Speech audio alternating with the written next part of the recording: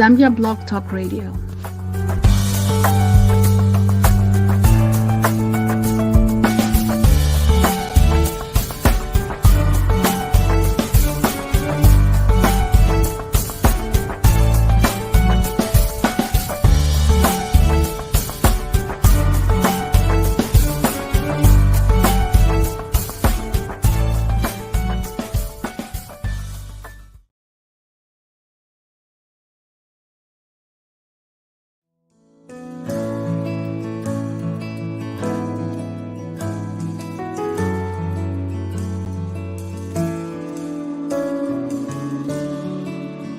Oh, taste and see that the Lord is good, blessed is the man who trusts in him. For the Lord is good, his mercy is everlasting, and his truth endures to all generations. The Lord is good, a stronghold in the day of trouble, and he knows those who trust in him. And the Lord passed before him and proclaimed, the Lord God, merciful and gracious, long-suffering, and abounding in goodness and truth. Or do you despise the riches of his goodness, forbearance, and long-suffering, not knowing that the goodness of God leads you to repentance? Oh, give thanks to the Lord, for he is good, for his mercy endures forever. Oh, give thanks to the Lord, for he is good, for his mercy endures forever. Every good gift and every perfect gift is from above, and comes down from the Father of lights, with whom there is no variation or shadow of turning.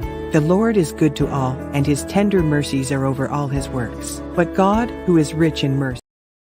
Hello, everybody, and welcome to the show. It is Saturday, December 9th. Time is flying. Happy holidays, Merry Christmas, whichever terminology that you prefer to use. It's so welcome here, and we say and we use everything. We do welcome you from wherever you're watching. Please tell a friend that Zambia Blog Talk Radio is live and tell them to log in. All right, we have a special feature for you this weekend, and I know you're going to enjoy this weekend. Our guest is a gentleman who is a friend of this show for many years. He's appeared on this forum for many years. I don't know whether this is his fifth or fourth time. And we are going to have a very interesting conversation because life has a tendency to make you change your position on certain things, paradigms, shifts, and evolving, whichever terminology that you want to use. But without wasting much of your time, let's welcome Permanent Secretary in the Ministry of Youth, Sports and Arts, Mr. Fumba Chama, aka Pilato. He's joining us for an interesting conversation here. Mr. Chama, welcome to the show. Now, Thank you very much. Should we call you Mr. Chama, Mr. Pilato? Which is which? Everything. Compliments of the season. How are you? Thank you very much, Cannabis. No, we are grateful. I'm okay, and I think we are alive. We were alive. All right. Did you ever think in your wildest dreams you'd find yourself where you are today? When you sit in those quiet moments and you're processing this, what is going through your mind? Usually I'm not thinking anything when I'm in my quietest moments. I avoid thinking. It's what scares me the most. So when I choose to rest, I try by all means to avoid tiring myself some more by thinking again. Okay, so you just go with the flow and what is going on. I try to switch off and probably get some sleep. Okay, interesting. Let's begin this conversation. Our subject today is from musical activism. All over, everybody in the country knows you, even across the globe. You are a musical sensation, a phenomenon, a philosopher, and you have shaken and shattered the certain cages and things. On the day of your swearing in, when the president was swearing you and other colleagues into your position, you in particular, since we are talking to you here today, the president said something that probably the whole nation didn't know, except yourself, himself, your wife, if I may say so, and probably one or two other people around you. He said that you request, when you were offered the job or the appointment of permanent secretary, you requested for time to think through it. What was it that you were thinking through? Thank you very much. So first of all, for me, I think it must be understood that I was not in a position to look for a job. It's I had no interest for a job. Okay. And if anything, I would have proposed and suggested other names for the job if I was given room for that. And that is why I'd that in conversation with the president and said, let me think about it. Okay. Because it's what was offered was a job, but I needed more than a job. I needed service. I needed to make sure that it's what would respond to what I would want to be or would want to do for the country in 100 years to come. So that was one thing I was thinking through, and we had long conversations about it, and until the day I said, okay, let's do it. When you say long conversations, who are you having these conversations with? How did this conversation, first of all, go with your wife? She was happy. Everybody on my team wanted me to go for it. I'm the only one that was hesitant. You're the only one who was hesitant. Oh my goodness, who are you? And it took a lot of reflection, a lot of conversation, a lot of solitary moments where I had to stay away from everybody's thoughts and opinions. I had to stay to take long drives. I had to spend some time far from civilization just to think through. I'm interested in what were you processing? What were you processing? You are saying you had these long conversations. What were these long conversations about, and with who? So the some of the conversations were with colleagues. Some of the in the civic space, civil society space. Some of the conversations were with friends from social arrangements. Some of them were with the boss, the president himself. The president himself. It were basically conversations to understand what this is going to entail. Yes. No. Okay. Yeah. Did anyone on the civic space, like you say, any of your friends, any of your colleagues, say, boy, you can't do this. This will be, you'll be betraying the cause. Yes. Did anyone say that? If you said yes, if you said no, and they shared their reasons, and when making my decision, I also had to consider some of the things that they pushed through, and I think that's what I had to go through when I was isolated myself from everybody. I had to consider what my colleagues said yes to, and what others said no to, and I had to make a judgment, and which I think I made, and I'm very happy that I decided as I did. Okay. How long did this whole process take before you got back to the president and tell him you're going to accept the appointment? It's a long time. It's a long time. You can't just say long time, Canavesa. What's a long time? Because I didn't think that I'd get to a point where I would count the months. You're not paying attention to the period. No. But I do know that months passed, so it's that's what I'm saying. It's a long time. Okay. Was there a situation where you were getting calls to say from the bosses, people to say, Nshani, where do things stand? No. They just left it like that. They left it for you to decide until you got back to them. They left for me to decide and asked me to get back to them. Okay. Wow. They were patient.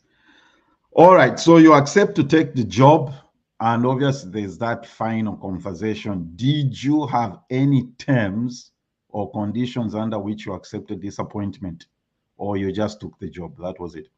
They were. Tell us what you can say. No, I know you can't tell us everything. I'll not get there, but I'll tell you the philosophy behind most of the decisions that I make. I like to be clear. I like to be very, very clear, and it's one of the things that I spoke about. I needed to be clear, and also needed to understand the space in which I was going to be operating, and I think we had a very clear and honest conversation, which I think, again, like I'm saying, it's what necessitated for my acceptance, because I knew I was gonna operate in a space that allows me to deliver to the actual people. To the actual people. Okay, understandable. Some people. I was looking for a certain song which I couldn't find. Obviously, since it's about you, I'm sure you know it. Which says, I think Mulerianava, something like that. Mulerianava Katek and everything, which is basically signifying that you betrayed the cause of the fight for democracy and human rights. What has been your response to those sentiments? Specifically that song. Did you respond directly to the song, or you? I think I've read one or two songs so far, and I think they are brilliant pieces. They are brilliant pieces. I like the creativity. I like the song. I like the artists that did the same. And I think these are opinions based on perspectives. They are not statements of facts, but they are perspectives where one sits and they express things from where they sit. Which I think is brilliant, especially in a democratic society where people need to express their opinions and views on issues like this. But also on my side, I think it's not betrayal of any cause. It's I think it's an extension of the cause. It's I don't know if I would call it the amplification of the voice. I'm sure. Would I be wrong to say, knowing you the way I know you, when you heard those songs or you were told about those songs and you listened to the content, lyrics? I also, by the way, like what you have said, that good artists, you give credit yes. to the artistic aspect and musical professionalism to the music. Knowing the way I know you, I was about to make that point. Were you like, even if I'm moving on this side of the camp, I'm glad there are still people on this side of the camp who are remaining. I'm not leaving a vacuum per se. Would I be wrong to say you felt that way? That's obviously the point. Because I think every democratic government deserves a voice. Yes. A voice that calls it to accountability, a voice that questions its usage of public power and public resources, a voice that questions its decisions and policy positions. So I think it's only natural that there has to be somebody that holds up and says this and that. And for me, speaks to the growth of our democracy. And I think we should encourage such, because it is only when you have such voices of individuals that are able to stand and question, those that are able to stand up and challenge. It is them that allow us to question ourselves, to check ourselves, and renew our commitment to doing the right thing. Okay. So those particular individuals that have done that beautiful music for me, I'm thinking, wow, this is brilliant. I wish they asked me to feature in the song. Would I take it that you have a sound relationship with those musicians who did those songs? I would want to build a relationship, because my job requires me to have a relationship with them. Yes. I also want to not just to the 2 or 3 or I don't know how many particular artists, but I would want to be to maintain a relationship with all the artists in the country, for me to be effective and deliver on the specifics that we feel government should be helpful. And I think that's what my job entails. I have to be close to these creatives and create a relationship that produces and delivers for them. Excellent. How have you navigated or balanced between the activism in you and now that you're a government official or officer? How does it work? Let me give you a specific example here. I read on your page where you said the arresting Sean Tembo, blah, blah, you know what referring to. Yes. Sean Tembo won't change. It won't change anything. And, just let him operate and what do you call it, exercise his democratic right, and you go on to say. How have you balanced the activism in you and being a government officer? So I don't think there is a difference. I don't think there is a change. And I think this is where probably I need to share more with a lot of people. So remember last time we could speak through Facebook, we could speak through protest and everything? Yes. What we do now is to work in these offices. What we do is to facilitate for these meetings and these conversations. What we do now is to engage and act on some of the things that we're supposed to act as individuals. So that's why I said this is an opportunity to extend the work of an activist, the work of the work that I used to do, because I used to speak from the streets. I used to speak from platforms.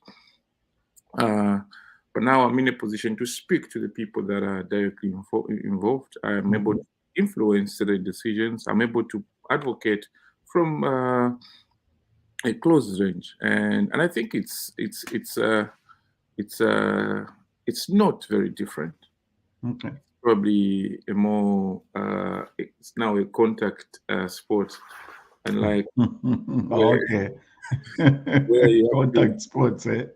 Where you have to throw spears from a distance. Now you have to get closer. And now you have to get closer to, you have to punch. And I must mention that I do a lot of this facilitation, and mostly most of our young people were to be as loud as we expect them to be. They would be the number ones to announce how some of these meetings we facilitate. We have facilitated meetings between young people and certain government departments and certain government officials for responses, for reactions, for consideration of certain decisions. And we wouldn't have been able to do this if we were not in the office and position. In the office or the positions that you are in right now. Yeah, so for me, it's basically that facilitation that one delivers on what we're supposed to be doing. But secondly, also, there has to be an understanding that there shouldn't be any form of shame for one to save their country. For those that demonstrated good thinking, for those that demonstrated progressive ideas, I think there should be consideration that they implement such ideas for the development of our country. And I honestly believe that there's so many brilliant minds out there that could deliver for the development of our country.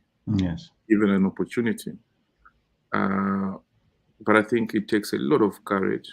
It takes a lot of sacrifice for one to say, I'm gonna do this for the love of the country. Even when there's little or no praise or appreciation from the people, because mostly those that we celebrate them in their death or in unfortunately when time is gone. So and one has to be brave enough to deliver, to work, and expect no praise until probably time is has gone. I'll be honest with you. When I read some of the comments, a few comments that you've made so far on Facebook, I'm like, oh, I think some people start saying, boss, I think Mwevenya Chiteko tone down you. I'm being honest with you, especially the Sean Tembo one. I just Yeah. said to myself, I allow my problems. Cannabis, I allow my problems. No, but that's what I'm saying. So we have those conversations. We don't have them on the streets like we used to. Now we have Okay. these conversations where you say, "But how do you do this? What does this decision make? What does this imply?" And I think it's our responsibility to do that, but also to facilitate for these strategic conversations and engagements. If you notice that this is wrong, and you want to engage and be able to see the results of that particular engagement, and I think we are doing that. I'm glad to hear that because I mean that was going to be my next question, which you have addressed. Because I think what also creates tensions, escalates the situation in the democratic process is when there is no provision for the voices to be heard. They feel like nobody's even giving them attention. You know, like you have said, you are in this space now and you are facilitating to say, oh, gentlemen, ladies, guys, let's Bwana Inspector General, Immigration, Shani, let's talk about these things and do that. That's a brilliant idea. Okay, let's go to your office now as permanent secretary, youth, sport, and arts. Yes. It sounds very interesting. It sounds very interesting, you know. And I like that. And I guess a lot of people are glad that you are in that space and things are happening. And I'm sure there's a lot of things that are going on there, which let's try to talk about them right now. But before we do that, let's take a small break here. All right.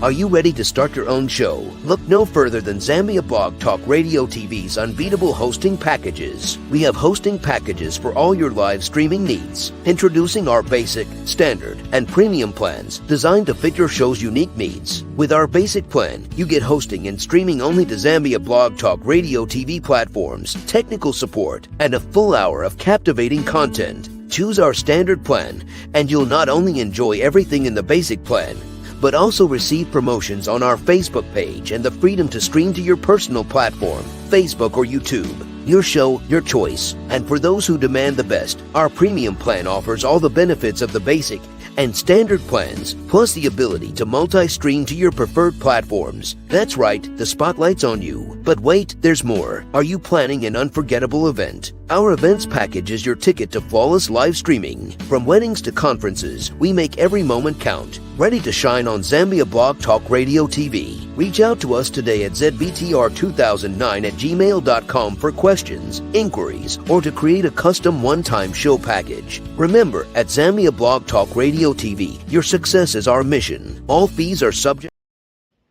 Hi again. Thanks for joining us. Our guest today is Mr. Fumba Pilato Chama. He's the permanent secretary in the Office of Youth, Sport, and Arts. Is that right? Yes, it is. Yes, it is. So I'm interested in this. When I shared with a few friends that I was going to talk to you about, some of them were interested in this question. Okay, let's talk about your first day at work. So your first day at work, what did you say to your colleagues? You walk in, and how did that go? Call me Mr. Chama, Mr. Pilato, Mr. What? How did that go? Tell us about that. First of all, the first day at the office, I got there, and I sit in the office, and you went straight into the office. Yes, I just sat there, and the good people, some of them came and introduced themselves, and I said, "Oh, good. Oh, my name is Good, good, good. Mm-hmm. And I think I did that for the entire week. Then the following week is when I had the opportunity um, to be part of the meeting which the minister held. Mm. I met the management team, and also had an opportunity to even have interactions with departments or heads of departments the Okay. week that followed. Uh, I'm a team player myself, so I had to listen, I had to know, introduce myself, and meet the individuals that are part of the team. Mm. And I think I'm lucky that I found a brilliant team. A team of people that are committed to doing good for the country. So Okay. I met the brilliant team of management. I met senior members of staff and junior officers, and I know uh, it it's knowing people, knowing the processes is not an event. So we keep learning, we keep sharing, and I keep knowing who I'm working with, and I'm sure they keep learning who I am from a professional standpoint. Okay. And I think it's a continuous process. We keep learning and knowing each other. But I must mention that I found a brilliant team, Mm. and I'm truly happy and lucky to be part of the team. Okay. We've often heard this said that a position of a permanent secretary, it's a professional position. Mm, It's for people that have been in the system for years. It's for technocrats, if I may use that terminology. And what were some of the things that you went into this thing and jumped into the civil service public office, if I may say that, without any, because I know you heard this many times. yeah, yeah, yeah. Yeah, Yeah. where they say, you can't just jump in with without any knowledge, without any background to government and how it works. What was your impression? What has been your impression so far? Uh, my impression, and obviously what continues to be, Mm, is that there is everything one needs to learn. There is everything one needs to understand, and I think given the time, I'm able to learn and I'm able to understand. mhm. And the office of the permanent secretary is not an isolated office from the other offices. Okay. The office of the permanent secretary, what sustains that particular office, is the work of all these other officers in the ministry that makes the office of the permanent secretary to function. Mhm. And I think, like I said, I've been privileged to have senior officers, junior officers that are very helpful and generous enough to guide and share what they know. And I'm clocking a year now. Oh, wow. Okay. I'm clocking a year. I must be able to say that I have learned, and I'm hoping that I've been able to help and share what I know with the rest of the team. Mm, And like I said, it's my office is not an isolated office. It's not an island. It's uh, it's fed and supported by all the other offices in the ministry that yeah. feed it with information, that feed it with data, and to a greater extent that advises the actions of the office of the permanent secretary. Mm. So, and I think we are on good grounds and good speed. How many permanent secretaries are there in the ministry? Is it two or three? You're in the same ministry as Pastor Kangwa, right? Yes, I am. Okay. What do you focus? What is his area of concentration, and what are your areas of concentration? His area of concentration is youth and sports. Mine is arts. Okay. So yours is just arts. Mhm. Yes. Mm, what was the reaction from the arts community when they heard that, when the announcement came out that you were going to be the permanent secretary? I think a good number of those that expressed themselves to me were very excited, were very happy. I've not had an opportunity to meet those that were not happy. I know they are there, but probably they've not expressed their displeasure to me directly. Okay, they have not. I was about to say, what are they not happy about? So they No, haven't expressed. They have not expressed themselves to me. Okay. I know those that have been happy have been generous enough to send text messages. Sometimes some of them called, some of them sent emails. But those that have not been happy have not been able to do so to me or to something that or to a platform which I have access to. Okay. I think they are there. I think they are there. I've just not encountered them yet. Even when you were doing your music career, we'll find out from before we end this conversation where that stands. One of the major issues our local artists, musicians have faced is the copyright issue. Have you already started working on a policy framework, or what is the status on that since you took office? Thank you very much. So since I got appointed, we've been able to develop two critical policies for the development of art in the country. Okay. And one of them is the national arts policy. For the first time, we've never had the national arts policy since the birth of Zambia. So we have one now, and that is awaiting approval.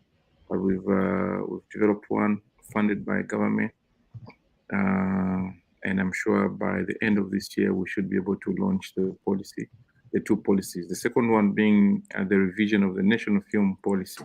So the national film policy was there, but what we've done is that revised it to suit the demands and the circumstances that surround the film industry now. Make it as responsive and as relevant as possible to what the film industry is as at now. So we've done those two policies that I think are critical for the development of art. Where is the film industry in Zambia? Where would you put it at? Of course, how has it evolved or how has it developed in your view? Where do you see it? How has it in the past 10 years? How has it evolved? That's a very difficult question because difficult in the sense that a lot of films have improved. There was a time that Zambian producers produced film for DVDs, and that was more like the boom era, where we had a lot of movies, a lot of productions on DVDs, and producers were selling all over the country, and most of them had built their business during that time. But due to change of time, we still have those productions or producers or production houses producing film, but we've not had a corresponding response in the platforms or in the accessibility of these particular productions. So, for example, we don't have, we only have probably one major buyer for this particular content produced from Zambia, which is Zambezi Magic. Oh, wow. And they can't buy every content. They can't fund every production. So there's a challenge there, which means that even to appreciate where the industry is, to appreciate how the industry has evolved or developed, it's difficult because the accessibility to these productions is very restricted and is not as much as it used to be. But what we've been able to do also on the part of government is to engage other players that could come in and leverage what is at play from the producers themselves. We've engaged ZNBC and shared our concern, but also shared what could be the business interest for them. And we signed an agreement, an MOU with ZNBC to facilitate for the acquisition of local productions and some form of partnership between the producers and the broadcaster to see how they can partner and work together to broadcast this particular content to create demand for this particular content, but also create some business benefits for them. So we've done that with NBC. We are also engaging Topstar, and I think very soon, if not next month or probably January, we should be able to announce some very critical development in that direction as well, where with Topstar, where we hope to announce a channel where a lot of these productions will now be broadcasting on Topstar to allow our Zambian population to watch their productions on TV. And also we've engaged a few other players to come on board and partner with the creatives in the country.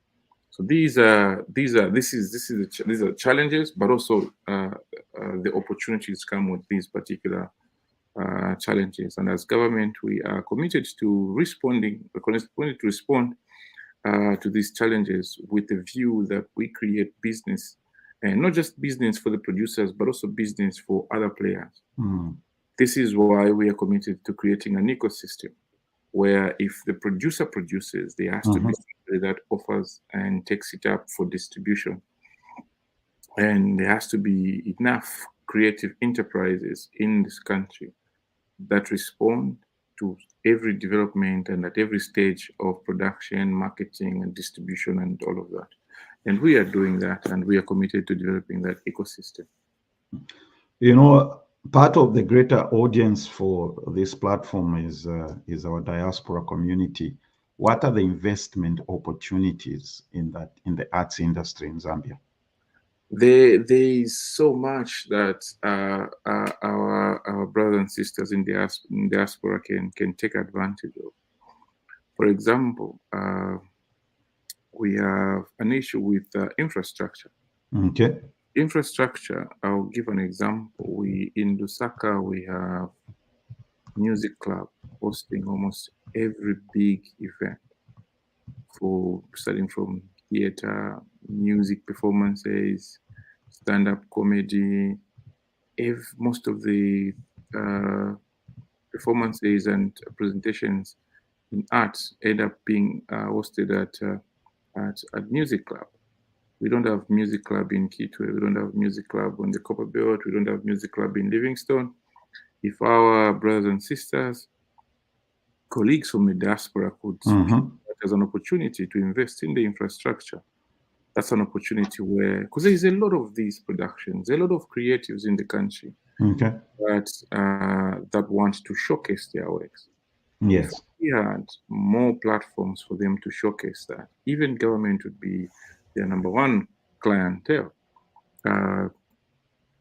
Secondly, we don't have educational institutions for film, for art, and all of that. You, our colleagues from the diaspora, that presents an opportunity. We would want to have a film school in Zambia. We would want to have an acting school in Zambia. We would want to have an art school in Zambia. And that's an opportunity that presents itself to yourselves. I would be happy to see Zambians investing in these, especially on these cultural-based products and all this. Because the only way we are going to protect our identity, our cultural identity, our cultural interests, is if we are able to fund and run our cultural programs, cultural development programs ourselves. Because any international investment in that space tends to compromise that which we should hold dear ourselves. So I would like to encourage our brothers and sisters in the diaspora to take in interest and invest in this. And government is on hand to support and facilitate for such investments. Let me take you back to the music, the arts aspect of music. You said you have done a national arts policy. I presume it specifically addresses the issue or problem of copyright. No. It's a comprehensive policy that looks at copyright, looks at development, arts development, financing. It's a comprehensive policy that that looks at art, first of all, not as just as a social sector, Okay. but economic sector as well. That means that government does not look at art as just as entertainment or as a social thing, but that it's a sector that can create jobs, a sector that can create economic value for the artists themselves, but also for the country. We know and understand how much power and economic potential that the creative industry holds. How many jobs we create in a year in the creative sector. We Yes. know very well how much value a community, any community or family can generate once empowered in creatively, and what that means. And I give examples always. Like if there is an activity, a creative activity, if there is one event or concert in Lusaka, you should monitor how many economic activities that happen around that particular event. That's true. And as government, we know that power, we know that potential, we understand that value. So we are deliberately developing that sector, the creative sector, not as a social sector, but as a social and economic sector, because we know exactly what we want to produce and what we would like to achieve at the end of the day. When everything is done, I said and done, we would want to see artists operate with dignity, but also succeed like every other employee in the country. I must also mention that one of the things that we've done so far is to extend the social security cover for our artists. Okay, excellent. For the very first time, our artists now are entitled to pension. Our artists are entitled to compensation if by any chance an artist who is a member of the National Pension Scheme was to find themselves unwell for a period of 3 months or so. They are entitled to some form of benefits. Benefits or compensation. Yes. If an artist wanted to get some financing for their project, which has never happened before. For the first time, artists can access financing and get a loan. If it's a female artist and they got pregnant and they cannot perform anymore, they're entitled to some benefit. So all these things, we're doing all these things because we understand the value that is in the creative sector, and that is what we want to bring to the sector to the fullest extent. We would want anyone that is operating in the creative space to feel respected, to feel dignified, so that they can add and contribute more, they can develop more, they can create more, so that we can even attract more investment, more young people to get in the creative sector, knowing exactly that once they succeed, they will not be looked upon as just entertainers, but also as critical players in the economic development of the country. That's true. Amazing. It's good to hear about those developments and the work that your department is doing and where this is going. You've recently been on a tour in the United States. What has been the purpose of that tour? It's part of a leadership program that is run by the State Department. Okay. I must mention that in 2018, I had a similar experience and training with the UK government. For this particular one, it's a program aimed at sharing experiences, some form of training, some form of exchange for emerging leaders. So I'm part of about 20 young leaders from different sectors across the African continent who are in the US today. Okay. And we'll be there until next week. To basically just learn how the American system runs, the American institutions, and obviously for us to see how, in my case, how the Zambian system link with the American system. Okay. When we talk of the international community, what do we mean? And how we deal with local issues from a global perspective. You must understand that Zambia is part of the global community. That's right. Therefore, how we respond to local challenges may have an effect on the global scheme of things. So it's basically that type of exchange program that this one is about. Anything specific to your department, or is just leadership in general? So there is leadership in general, but there is also specifics like art and sports, Okay.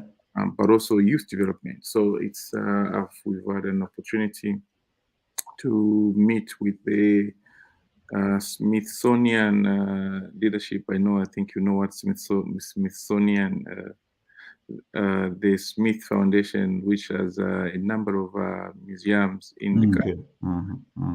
We had an opportunity to meet with the Smithsonian leadership and to share what the philosophy around their investment in the art, in the museums, and the exhibition of this revolutionary art, an investment in the US and the UK. We also have had an opportunity to meet sporting institutions to learn how sports is administered here, and how where government, big business, right? Yes, it is. Yes, it is. So it's basically those things. It's basically art. How do we use art for development? How do we use sport for development? How do we use time in the case of young people? How do we develop young people whilst they still have time, energy, and all of that? And I must mention that it's been very enlightening. We've had an opportunity to go to universities. We engaged young people in the universities. We engaged leaderships in university, and also interestingly, civil society organization and leadership from civil society organizations, and how the federal government of the US operates and works with the civil society organizations in the country. So it's a whole cocktail. It's a cocktail of so many things to learn, and it's been very enlightening. And I do hope that we continue to learn and exchange ideas going forward. Yeah, that's a loaded program. All right. Yes. Well, I appreciate your time as always. I have one final question to ask you on a personal level. This is a personal level. So how does the music career look for you in the next 5, 10, 15 years? I think it looks bigger and better. I do think that apart from just making music, I could also venture into the management of music. Okay. Broadly. So I think it looks bright. It looks bright. I may not be able to produce music like I used to, but I should be able to support. I should be able to help and contribute administratively, even in my personal capacity. Because I mean, you can't be Pilato for all the time. There is always a new guy coming up. There is always a new audience coming up. And if you cannot leave the stage whilst everybody's clapping, you risk being disgraced. So you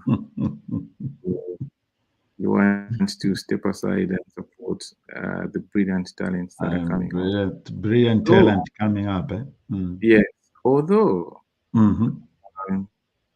what I've learned over time is that people don't want you to leave the stage whilst they are clapping. They want to chase you from the stage. When you just leave the stage by your own, especially our Zambian people. Yes, when you leave the stage by your own, they complain. They call you names. but they want to be the ones to kick you out of the stage. But I do hope that I can and I'll be able to add value even without performing like I used to. But I must mention that I still make music. I still do music.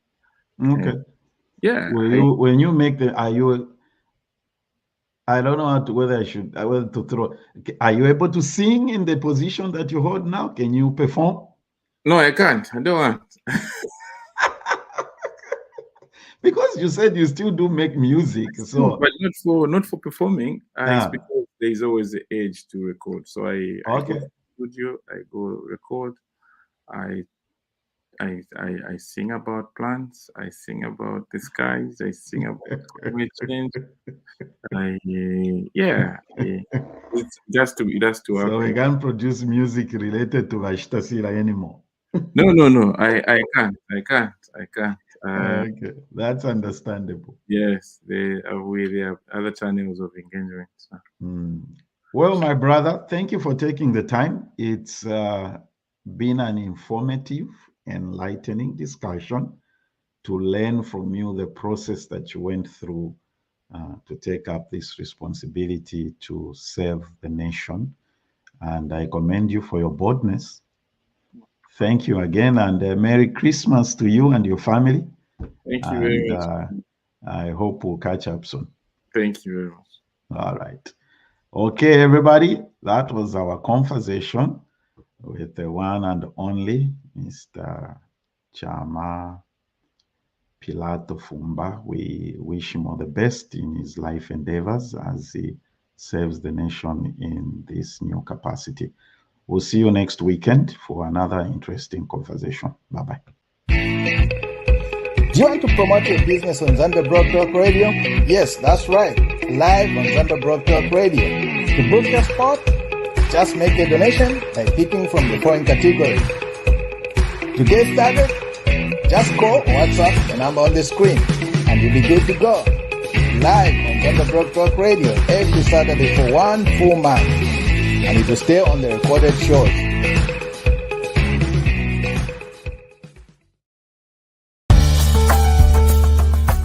Zambia Blog Talk Radio.